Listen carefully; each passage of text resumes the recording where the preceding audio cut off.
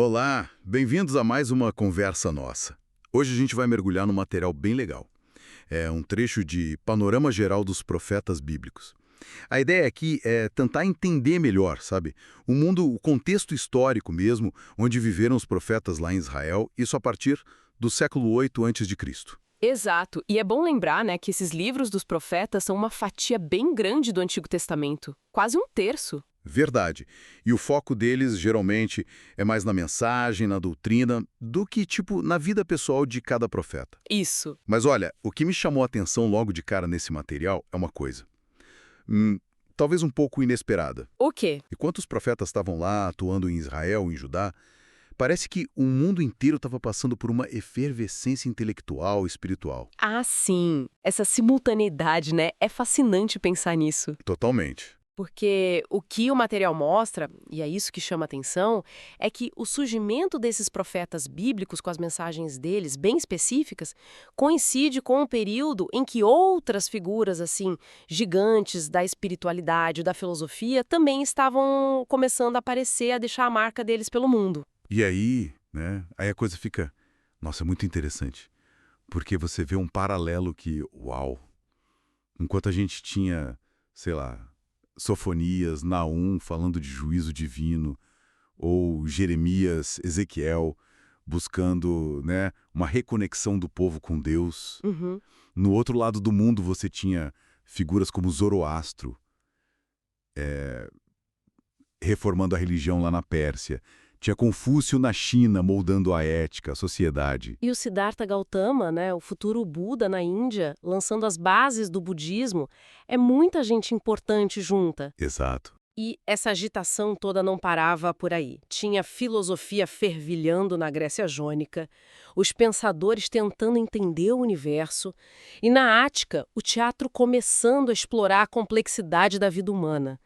Ela, assim, uma época de busca intensa, sabe? Por respostas, por sentido. Uma busca intensa e, ao mesmo tempo, um cenário político super turbulento, né? Nossa, nem fala, muita ambição, império subindo e caindo. É isso que eu fico pensando. A gente vê Israel deixando de existir como nação. A Assíria, que era uma potência, caindo. Babilônia dominando, depois sendo engolida pela Pérsia. Jerusalém sendo destruída, depois ressurgindo. A Grécia em conflito interno, Roma começando a crescer. É muita coisa. Muita instabilidade, né? Aí a pergunta é, no meio desse caos todo, como é que a mensagem espiritual dos profetas encontrava espaço? Como é que não virava só mais um discurso político? Olha, é um ponto excelente.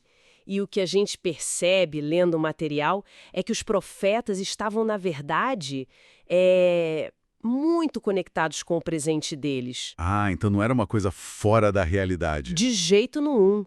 As palavras deles eram reflexo direto do que estava acontecendo. A política, a economia, a sociedade, a moral, a religião, tudo isso está ali na mensagem.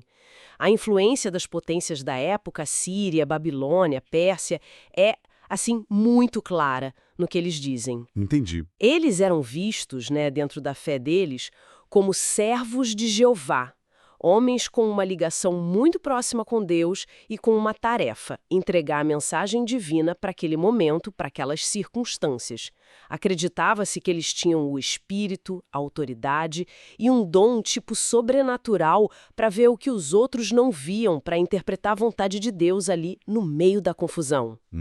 Então, se a gente junta tudo, eles eram intérpretes do divino, sim, mas com os pés bem fincados da realidade da época. Faz sentido. E tem até uma nota interessante no material que diz que, embora a figura do profeta já existisse antes, essa função mais ministerial, mais organizada, se consolidou justamente a partir desse século 8 a.C. Interessante isso. Então, resumindo a ideia, para a gente realmente entender a força da mensagem desses profetas, não dá para pensar neles isolados, tipo numa torre de marfim. Exatamente. Eles estavam mergulhados até o pescoço num mundo super complexo, vibrante, cheio de transformação intelectual e reviravolta política. É isso.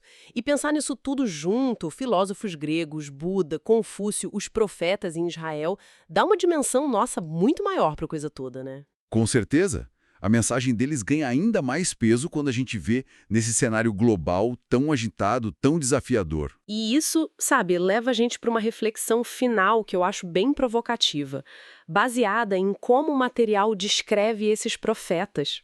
Qual seria? Eles são retratados como vozes com um discernimento especial, que vinha de Deus, segundo a fé deles, sobre as questões mais urgentes do tempo deles. Sociais, políticas, morais. Aí fica a pergunta, né? Como seria hoje, no nosso mundo, com toda a complexidade, as crises, as mudanças globais que a gente vive? Como seria ouvir vozes com essa perspectiva? Uma perspectiva focada nos dilemas morais, nas crises do presente, mas olhando a partir de um lugar transcendente. Nossa, é uma pergunta forte para a gente ficar pensando, né? Fica aí a reflexão.